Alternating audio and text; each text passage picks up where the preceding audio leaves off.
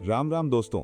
बिहार और यूपी के गांवों में आज भी एक बात पत्थर की लकीर मानी जाती है कि बेटी की शादी हुई नहीं कि उसका मायके की जमीन से नाता टूटा।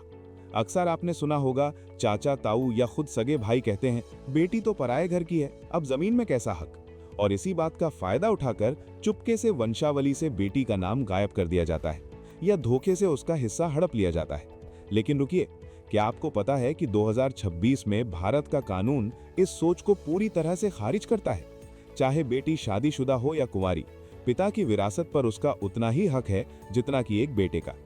अगर आपकी बहन या बेटी की जमीन किसी ने हड़प ली है या उसे हक देने से मना किया जा रहा है, तो आज का यह वीडियो आपके लिए हथियार साबित होगा। आज योजना एक्सप्लेन्ड पर मैं आपको बताऊंगा वो 3 सटीक कानूनी रास्ते जिससे आप अपनी खोई हुई जमीन वापस पा सकते हैं। वीडियो को अभी सेव कर लें, क्योंकि ये जानकारी आपके परिवार का भविष्य बचा सकती है। चलिए शुरू करते हैं। साल 2005 से पहले नियम कुछ और थे, लेकिन हिंदू उत्तराधिकार अधिनियम यानी हिंदू सक्सेशन एक्ट 2005 में एक ऐतिहासिक बदलाव किया गया। सरकार ने साफ कह दिया कि बेटी सिर्फ बेटी नहीं, बल्कि एक सहदायक यानी को पार्सनर है। इसका आसान मतलब क्या है? मतलब ये कि जिस दिन एक बेटी ने जन्म लिया, उसी पल से उसका अपने पिता की पैतृक संपत्ति यानी एंसेस्ट्रल प्रॉपर्टी में उतना ही हिस्सा पक्का हो गया जितना कि उसके भाई का है। अब यहाँ आता है सबसे बड़ा कंफ्यूजन, जिसे लोग अक्सर हथियार बनाते हैं। लोग कहते हैं, अरे कानून तो 2005 में आया, लेकिन पिताजी की मृत्यु तो 2005 से पहले हो गई थी, अब तो बेटी को कुछ नहीं मिलेगा। अगर आपके साथ भी कोई ऐसा बहाना बना रहा है, तो उन्हें सुप्रीम कोर्ट का 2020 यानी विनीता शर्मा बनाम राकेश शर्मा वाला फैसला सुना दीजिए। कोर्ट ने 2026 तक ये बात पत्थर की लकीर कर दी है कि इससे कोई फर्क नहीं पड़ता कि पिता की मृत्यु 2005 से पहले हुई या बाद में। अगर बेटी जीवित है तो उसका हक भी जीवित है। शादी हो गई हो, विदाई हो गई हो या बेटी दूसरे शहर में बस गई हो, कानून की नजर में उसका हिस्सा कोई नहीं छीन सकता। यहाँ तक कि पिता अपनी वसीयत में भी सिर्फ अपनी स्व अर्जित संपत्ति का फैसला कर सकते हैं। दादा परदादा वाली जमीन में बेटी का हिस्सा जन्मजात है। हक छीनने वाले सीधे आपके पास आकर नहीं कहेंगे कि हम आपकी जमीन ले रहे हैं, वो खेल खेलते हैं कागजों के साथ। बिहार और यूपी में जमीन हड़पने के ये 3 सबसे गंदे तरीके हैं जिन्हें आपको आज ही चेक करना चाहिए। सबसे पहला और सबसे बड़ा खेल होता है वंशावली यानी फैमिली ट्री के साथ। जमीन किसके नाम होगी ये वंशावली तय करती है। जब पिता की मृत्यु के बाद जमीन बच्चों के नाम होनी होती है, तो भाई या चाचा कर्मचारी के साथ मिलकर एक ऐसी वंशावली बनवा लेते हैं जिसमें बेटियों का नाम ही नहीं होता। कागज पर ऐसा दिखाया जाता है कि पिता के सिर्फ बेटे ही थे। अगर आपका नाम वंशावली में नहीं है, तो सरकारी रिकॉर्ड में आप उस परिवार का हिस्सा ही नहीं मानी जाएंगी। दूसरा तरीका है फर्जी वसीयत। अक्सर जब बुजुर्ग बीमार होते हैं या उनकी मृत्यु होने वाली होती है, तब उनके जाली सिग्नेचर या धोखे से अंगूठा लगवाकर एक कागज तैयार कर लिया जाता है। वसीयत में लिखवा दिया जाता है कि मैं अपनी सारी संपत्ति सिर्फ अपने बेटों को देता हूं और बेटियों को कुछ नहीं मिलेगा। याद रखिए, पैतृक संपत्ति यानी दादा लाई जमीन की वसीयत पिता अपनी मर्जी से अकेले नहीं कर सकते। अगर वसीयत रजिस्टर्ड नहीं है, तो उसे कोर्ट में चुनौती देना और भी आसान है। और तीसरा तरीका है बिना बताए नाम बदलना। ये सबसे शातिर तरीका है। कानून कहता है कि जब भी किसी जमीन का दाखिल खारिज यानी म्यूटेशन होगा, तो सभी वारिसों को नोटिस जाना चाहिए। कब्जा करने वाले आपका गलत पता लिखवा देते हैं या कर्मचारी से मिलकर नोटिस आप तक पहुंचने ही नहीं देते। आपको पता भी नहीं चलता और तहसील के रजिस्टर में जमीन किसी और के नाम चढ़ जाती है। जब तक आप जागती हैं, तब तक देर हो चुकी होती है। मेरी सलाह यह है कि अगर पिछले कुछ सालों में आपके घर में बंटवारा हुआ है या पिता की मृत्यु हुई है, तो तुरंत अपने अंचल कार्यालय, सीओ ऑफिस या ऑनलाइन पोर्टल पर जाकर चेक करें कि वंशावली में आपका नाम है या नहीं। दोस्तों, कोर्ट कचहरी में आपकी बातों की कोई कीमत नहीं है, वहां सिर्फ कागज बोलते हैं। इसीलिए वकील के पास जाने से पहले आपको अपनी जमीन के दस्तावेजों का पोस्टमार्टम करना होगा। इसे आप घर बैठे अपने मोबाइल से 5 मिनट में कर सकते हैं। स्टेप 1, भूलेख पोर्टल पर धावा बोले। अगर आप बिहार से हैं तो बिहार भूमि और यूपी से हैं तो यूपी भूलेख पोर्टल खोलें। यहां आपको अपना जिला, तहसील और मौजा यानी गांव चुनना है। यहां 2 चीजें सबसे जरूरी हैं, खतियान और जमाबंदी रजिस्टर 2।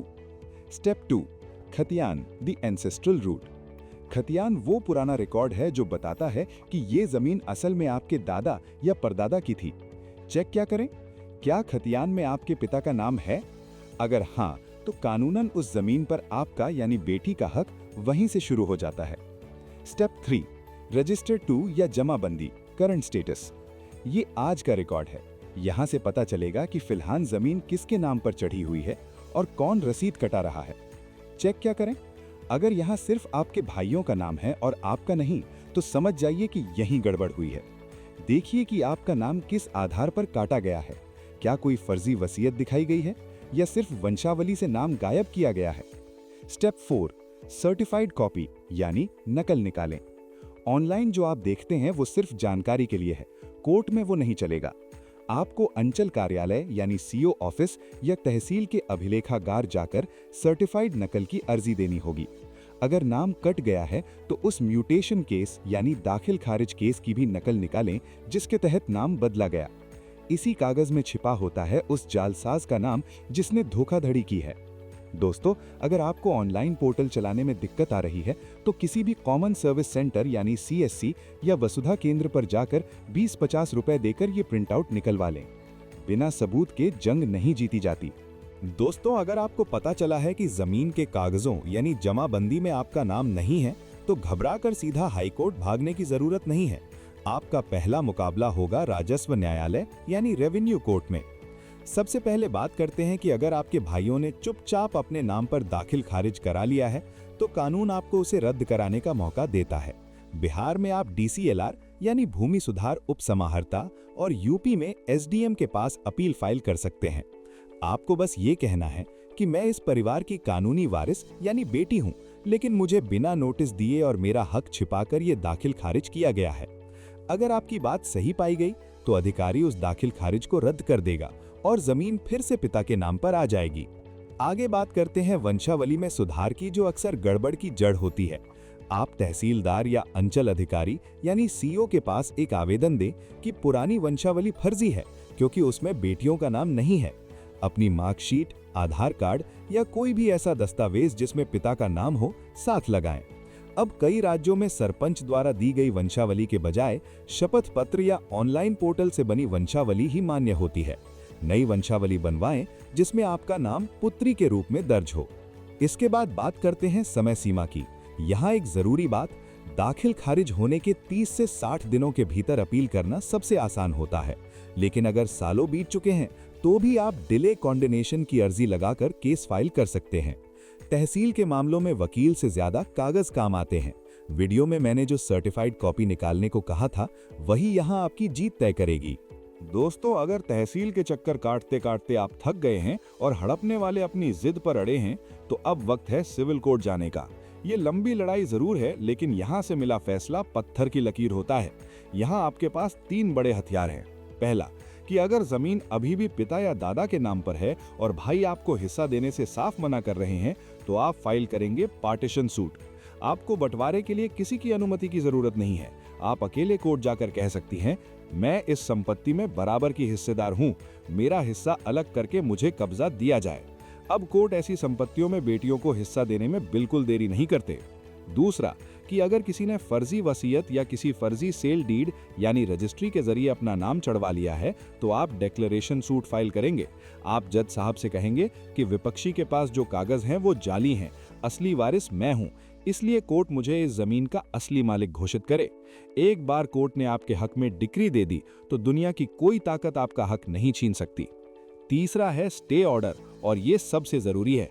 केस चलते समय अक्सर हड़पने वाले क्या करते हैं, वो जमीन किसी तीसरे आदमी को बेच देते हैं ताकि मामला उलझ जाए। केस फाइल करते ही अपने वकील से कहें कि ऑर्डर 39 यानी टेम्पररी इंजंक्शन के लिए अर्जी दें। कोर्ट जमीन पर स्टे लगा देगा। अब ना तो कोई उस पर धर बना पाएगा और ना ही उसे बेच पाएगा। जब तक कोर्ट का आखिरी फैसला नहीं आता, जमीन वैसी ही रहेगी जैसी है। सिविल कोर्ट की लड़ाई में धैर्य चाहिए, लेकिन याद रखिए, अगर आपके पास 2005 के कानून का पावर है तो जीत आपकी ही होगी। बस हार मानकर घर मत बैठिए। दोस्तों, सिविल केस अपनी जगह है, लेकिन उसमें समय लगता है। अगर किसी ने आपके साथ जालसाजी की है, आपके फर्जी दस्तखत किए हैं या डरा धमका कर जमीन लिखवाई है, तो ये सिर्फ दीवानी मामला नहीं बल्कि एक अपराध है, और अपराधी के लिए सही जगह कोर्ट नहीं, जेल है। याद रखिए, 2026 में अब हम IPC नहीं बल्कि BNS यानी भारतीय न्याय संहिता के तहत चलते हैं। अगर किसी ने फर्जी वंशावली बनाई है या फर्जी रजिस्ट्री की है तो उस पर बीएनएस की धारा 318 धोखाधड़ी और धारा 336/340 जालसाजी के तहत मुकदमा दर्ज हो सकता है। एक बार एफआईआर दर्ज हो गई और पुलिस ने चार्जशीट फाइल कर दी तो हड़पने वाले को जमानत के लिए चक्कर काटने पड़ेंगे। जेल जाने का डर अच्छे अच्छे दबंगों को समझौते की मेज पर ले आता है। दोस्तों, बिहार और यूपी में ये आम बात है कि दबंगों के दबाव में थाना प्रभारी आपकी एफआईआर नहीं लिखते। ऐसी स्थिति में घबराएं नहीं, आप सीधा इलाके के मजिस्ट्रेट यानी मजिस्ट्रेट के पास कोर्ट कंप्लेंट फाइल कर सकते हैं। भारतीय नागरिक सुरक्षा संहिता की धाराओं के तहत, जो पहले 156/3 सीआरपीसी था, मजिस्ट्रेट पुलिस को आदेश देगा कि तुरंत एफआईआर दर्ज करो और जांच रिपोर्ट पेश करो। जब कोर्ट का डंडा चलता है तो पुलिस को केस दर्ज करना ही पड़ता है। सिविल केस में आप अपनी जमीन मांगते हैं, लेकिन क्रिमिनल केस में आप विपक्षी को सजा दिलवाते हैं। जब पुलिस घर पर दबिश देती है तो हड़पने वाले को समझ आ जाता है कि बेटी का हक मारना उसे कितना महंगा पड़ने वाला है। अक्सर लोग इसी दबाव में आकर खुद ही जमीन वापस करने को तैयार हो जाते हैं। दोस्तों, एफआईआर दर्ज कराने से पहले अपने पास फर्जी कागजों की फोटोकॉपी जरूर रखें। पुलिस को ठोस सबूत देंगे तभी केस मजबूत बनेगा। अब एक बहुत जरूरी बात मेरी उन बहनों और बेटियों के लिए जो ये वीडियो देख रही हैं। अक्सर बिहार यूपी के परिवारों में जब पिता की मृत्यु होती है तो भाई या रिश्तेदार एक कागज लेकर आते हैं और कहते हैं, दीदी बस एक फॉर्मेलिटी है, साइन कर दो ताकि खेती का काम रुक ना जाए। बहनों, याद रखिएगा, वो महज एक फॉर्मेलिटी नहीं बल्कि आपका हक त्याग पत्र यानी रिलिंक्विशमेंट डीड हो सकता है। कभी भी किसी के भी कहने पर किसी सादे कागज या बिना पढ़े किसी दस्तावेज पर अपना अंगूठा या सिग्नेचर ना करें। अगर कोई कहता है कि हक त्याग कर दो तो जान लीजिए कि एक बार आपने ये कागज रजिस्टर करवा दिया तो आप अपनी और अपने बच्चों की विरासत हमेशा के लिए खो देंगी। साड़ी या शगुन के चंद रुपयों के बदले अपनी करोड़ों की जमीन का सौदा न करें। अगर दबाव में साइन कर दिया है तो क्या करें? मान लीजिए आपसे धोखे से या इमोशनल ब्लैकमेल करके साइन करा लिया गया है। क्या अब सब खत्म हो गया? बिल्कुल नहीं। अगर आपको पता चलता है कि आपसे गलत कागज पर साइन कराए गए हैं तो आप तुरंत सिविल कोर्ट में कैंसिलेशन ऑफ इंस्ट्रूमेंट का सूट फाइल कर सकती हैं। आपको कोर्ट में साबित करना होगा कि ये साइन धोखे यानी फ्रॉड या दबाव यानी कोअर्जन में लिए गए हैं। जैसे ही आपको धोखे का पता चले उसके 3 साल के भीतर आपको कोर्ट जाना होगा। 2026 का कानून कहता है कि अगर लेन देन में पारदर्शिता नहीं है तो कोर्ट ऐसी डीड को रद्द कर सकता है। मेरी एक बात हमेशा याद रखिएगा, अपना हक मांगना परिवार को तोड़ना नहीं है बल्कि अपने भविष्य को सुरक्षित करना है। जो भाई आपसे प्यार करता है वो कभी आपका हक नहीं छीनेगा। तो दोस्तों, आज हमने जाना कि 2026 में कोई भी आपकी बहन या बेटी का हक नहीं मार सकता, चाहे वो राजस्व विभाग में दाखिल खारिज की लड़ाई हो, सिविल कोर्ट में बंटवारे का केस हो या क्रिमिनल केस के जरिए जालसाजों को सबक सिखाना हो। कानून हर कदम पर बेटियों के साथ खड़ा है। लेकिन याद रखिए, कानून सिर्फ उन्हीं की मदद करता है जो जागरूक होते हैं। अगर आप चुप बैठेंगे तो हड़पने वालों के हौसले और बढ़ेंगे। एक आखिरी और सबसे जरूरी बात, दोस्तों, इस वीडियो का मकसद आपको कानूनी रूप से जागरूक बनाना है ताकि कोई आपको गुमराह न कर सके। लेकिन याद रखिए, जमीन के ये मामले और कोर्ट कचहरी की प्रक्रिया काफी पेचीदा होती है। हर केस की स्थिति अलग होती है, इसलिए कोई भी बड़ा कानूनी कदम उठाने से पहले अपने इलाके के किसी अनुभवी वकील से सलाह जरूर लें। जमीन की इस कानूनी लड़ाई को अकेले लड़ना और कागजों की बारीकियों को समझना नामुमकिन जैसा है। एक सही वकील ही आपकी जीत की राह आसान कर सकता है। अब आपकी बारी है। क्या आपके परिवार में भी किसी बेटी या बहन की जमीन का दाखिल खारिज जानबूझकर रोक दिया गया है? क्या कर्मचारी या भाई गड़बड़ी कर रहे हैं? अगर हाँ, तो अभी कमेंट बॉक्स में जाकर हेल्प लिखें। हम कोशिश करेंगे कि आपके सवालों का जवाब दें और आपको सही दिशा दिखा सकें। अगर आपको आज की ये जानकारी काम की लगी तो इस वीडियो को उन सभी लोगों के साथ शेयर करें जिनकी जमीन विवादों में फंसी है। और हाँ, ऐसी ही सटीक और कानूनी जानकारी के लिए योजना एक्सप्लेन्ड को अभी सब्सक्राइब कर लें और बेल आइकन दबाना न भूलें ताकि अगली बार जब हम किसी सरकारी योजना या कानून की बात करें तो खबर सबसे पहले आप तक पहुंचे। मिलते हैं अगले वीडियो में, तब तक के लिए अपना और अपने परिवार के हक का ख्याल रखें।